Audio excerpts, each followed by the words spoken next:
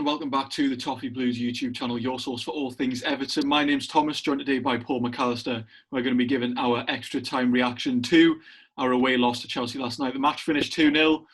It wasn't the most high quality of games. Of course, we knew we were going to have to sit off a lot. We were missing a couple of key players with Abdoulaye Doucouré missing, James Rodriguez, the likes of that. We knew it was going to be a struggle.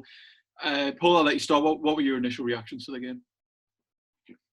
Watching it, I don't think there was an awful lot to criticise. I mean, I wasn't very annoyed as I was watching it live. It was more just like, oh, why's it got to go like that? You know what I mean? It was more like just not even a disappointment, more just a bit frustrating because I thought we did an awful lot right. I think Carlo got the tactics spot on. I thought the players that we had available executed the game plan as best as they possibly could. And the goals that we conceded, one was just a very unlucky deflection, and the other one was a penalty that, yeah, Pickford was at fault for giving away, but he more than redeemed himself by making 4 or 5 world-class saves after the penalty. So, frustrating, but that was one of the 2 games between now and the end of the season that I essentially wrote off beforehand. Chelsea away and Man City away, because Man City, they're going to win the league by an absolute country mile. And Chelsea away because we've got such a bad record there, and we had injury problems, and they're in the best form that they've been in for absolutely as long as I can remember, essentially. So, yeah, disappointed and frustrated, but not angry and not critical of anybody really, other than maybe one player who I'll come to in a minute. Yeah, as you mentioned, I mean, Tuchel's got them, in really fine form. And I was slightly more frustrated the first half than the second half because we knew we were going to have less of the ball. But even when we won it back in the first half, I felt we could have used it better at times. We grew into the game a bit more.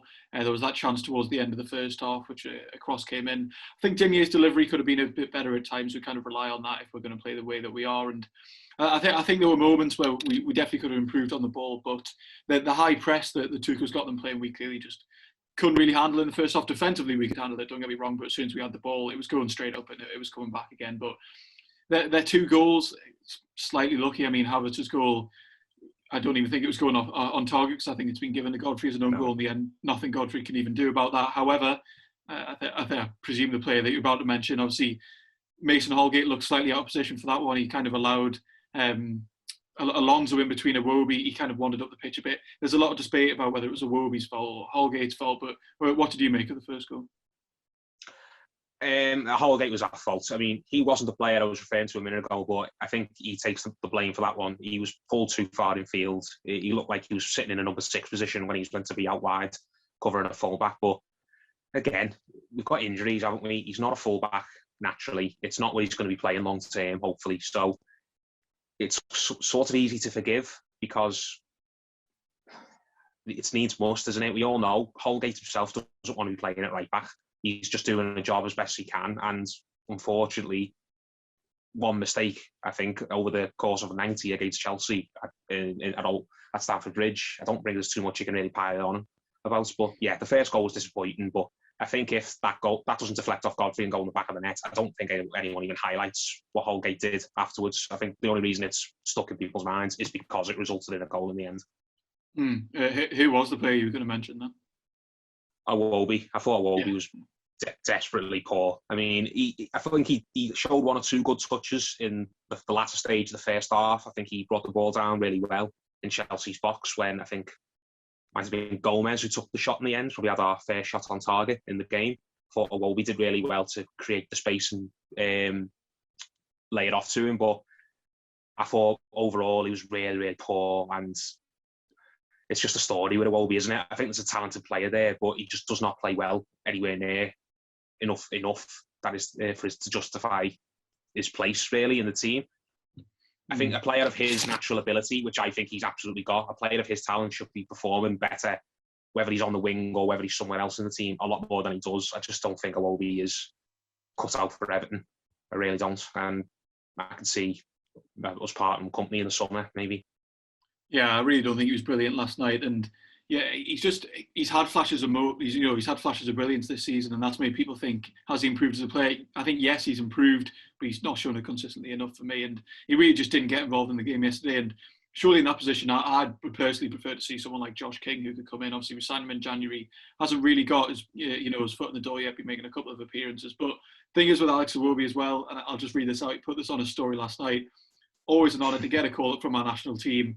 Hopefully, I get to play in my preferred position.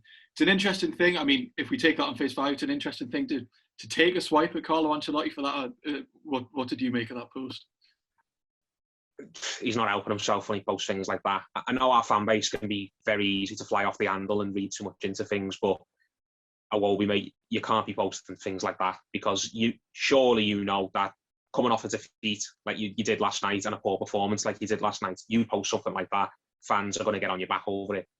Do you know what I mean? You've got to be cleverer than that, Alex, mate. But if Carlo Ancelotti ever tells you to play in goal, he should do it, quite frankly.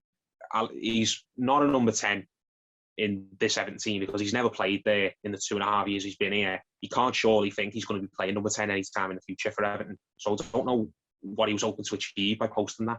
I really don't, to be honest. I just think it was a young player who was a bit brainless, putting something out there thinking that it's harmless when in reality he's actually giving fans a bit more of an insight than he probably meant to. So nothing personal against Iwobi. I don't dislike him anywhere near as much as I dislike certain other players in the team. And I do understand why Ancelotti wants to keep using him because clearly he can see the talent there and he wants to try and nurture it.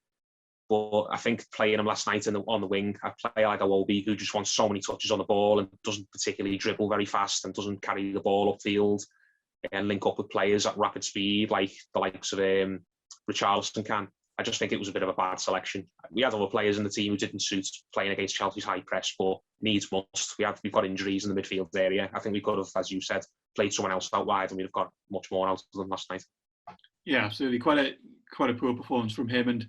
But we've spoken about Holgate there being out of position and Iwobi, but we mentioned Pickford at the start as well, who's on an absolutely brilliant run of form. Of course, he did give away that penalty, the debate whether he should have come out for it or not. I mean, who really knows? But it's that he's pulling off these brilliant saves time and time again, and obviously it could have been worse last night if he wasn't in the positions he was in. So what have you made of him? Well, last night and more recently in general.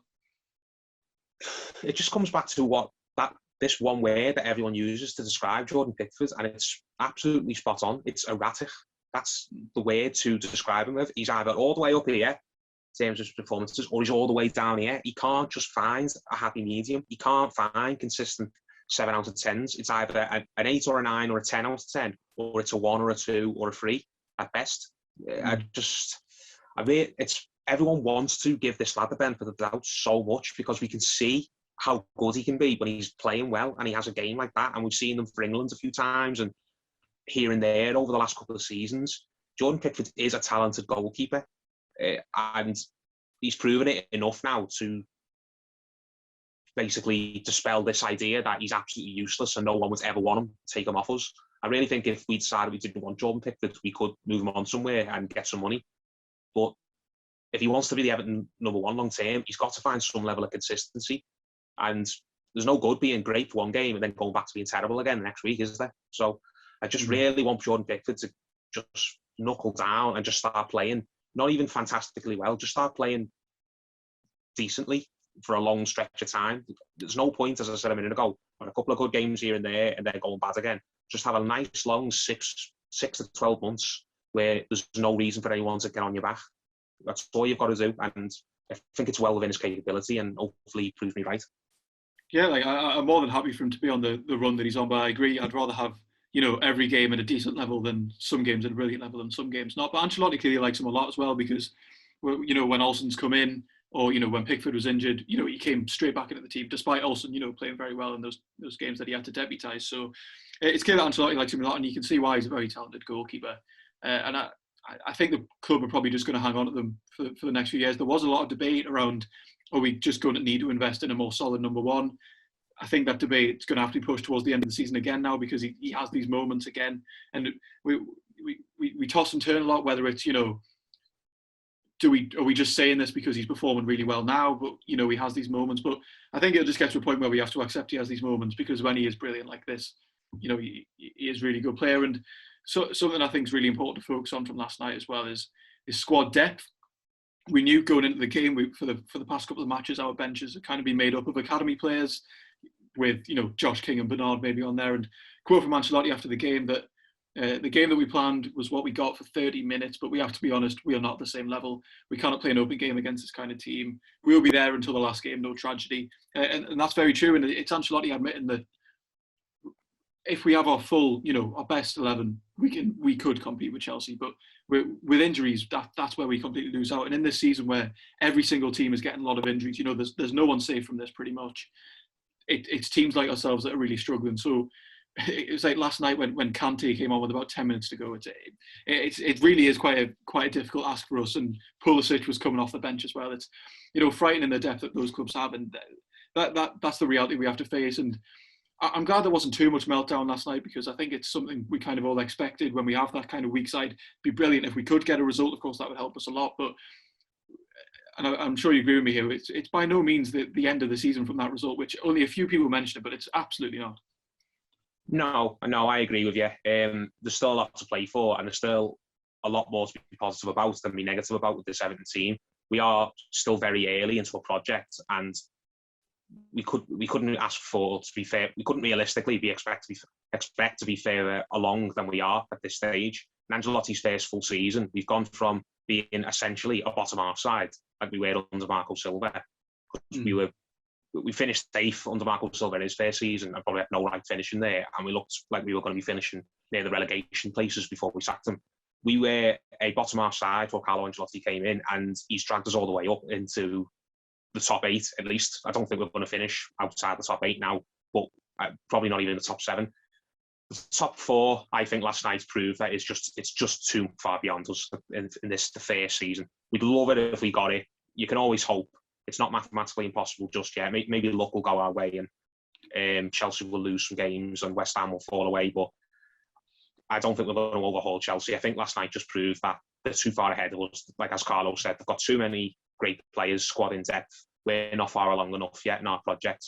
I still think we can finish above West Ham, and that should be the goal now. Finishing above the likes of West Ham and the likes of Tottenham and the likes of Liverpool. We can finish above all of them, even with the squad depth we've got.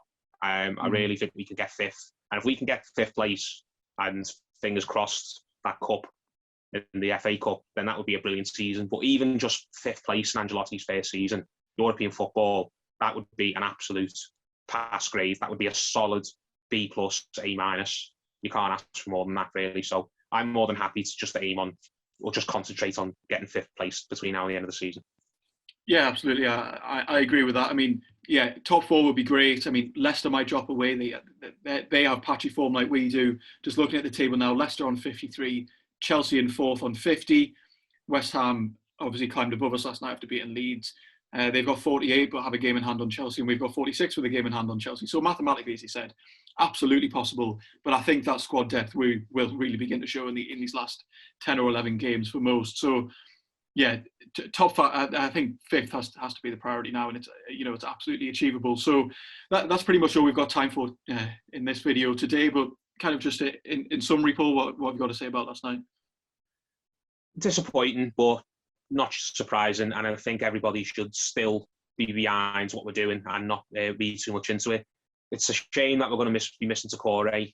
You just think, what could we have done this season if we had everyone in the squad fit for a prolonged period? But it always seems when one goes down, we lose someone else. So, yeah, Chelsea, they're the team I think could be dark horse for the Champions League now, because they've got an absolutely unbelievable squad of players with a manager who actually knows what he's doing. So it was always going to be a hard ask to beat them last night, and it was going to be a hard ask to finish above them at this early into Carlo's tenure. So, yeah, disappointing, but let's just move on and focus on the next game against Burnley and the cup game after that. Yeah, absolutely. So thank you all very much for watching. Be sure to let us know your thoughts in the comments down below. Check out Paul's social media, check out all the Toffee Blues social media as well. And we'll be back with more videos for the rest of the week as the fixtures continue to come. So yeah, thank you very much for watching, and join us next time on the Toffee Blues.